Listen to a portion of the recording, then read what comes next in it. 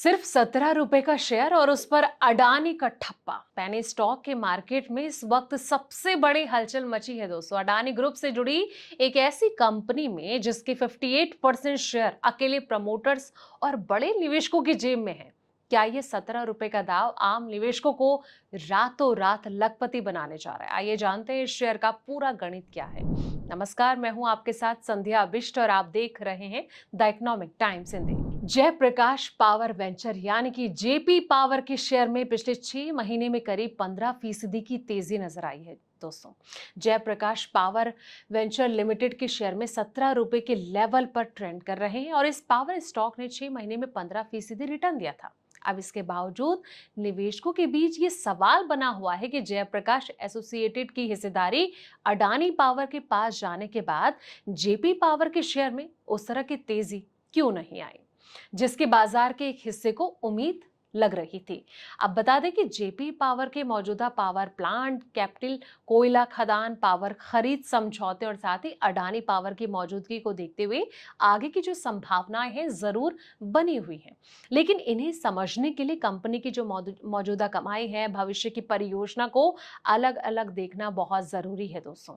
Adani power की entry ने जो जेपी पावर की कहानी है उसको पूरी तरीके से बदल कर रख दिया है। कहानी में सबसे बड़ा बदलाव 21 मई 2026 को आया जब जयप्रकाश एसोसिएटेड की जेपी पावर में 24% हिस्सेदारी अडानी पावर ने हासिल कर ली और इस हिस्सेदारी के लिए करीब 2994 करोड़ रुपए का भुगतान किया गया। ये सौदा जयप्रकाश एसोसिएटेड की स्वीकृत रिजोल्यूशन योजना का हिस्सा था। आपको बता दें कि जेपी पावर की वेबसाइट के मुताबिक अडानी पावर की हिस्सेदारी आने से कंपनी को पावर प्लांट की योजना बनाने, डिजाइन, विकास, निर्माण, संचालन के क्षेत्र में अडानी पावर के जो अनुभव का फायदा है मिलने की उम्मीद है। हालांकि इसे अभी जेपी पावर का पूर्ण अधिग्रहण नहीं माना जा सकता।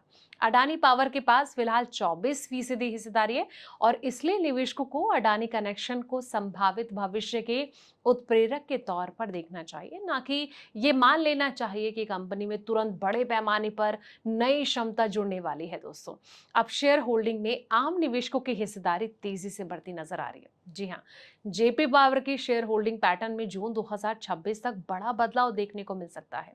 अब उपलब्ध आंकड़ों के अनुसार जून 2026 में प्रमोटर्स की हिस्सेदारी 24% तक स्थिर है, जबकि एफआईआई की जो हिस्सेदारी है मार्च 2026 के 6.6% से बढ़कर 6.8% हो गई और इसके उलट डीआईए की हिस्सेदारी 17% से घटकर 11.2% रह गई।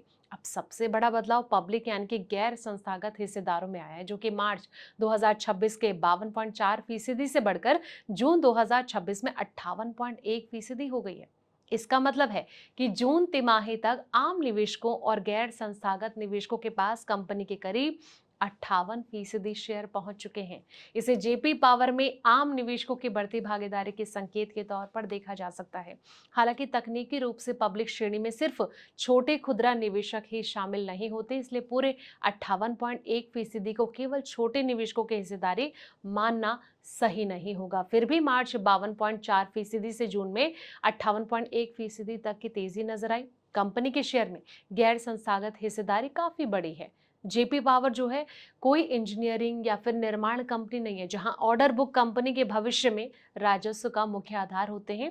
जेपी पावर का मुख्य कारोबार बिजली उत्पादन है, इसलिए मामले में पारंपरिक ऑर्डर बुक की बजाय पीपीए, बिजली बिक्री समझौते, अनटाइड क्षमता, ईंधन उपलब्धता और मर्चेंट बिजली की बिक्री जो है वो ज्यादा जरूरी संकेतक है दोस्तों।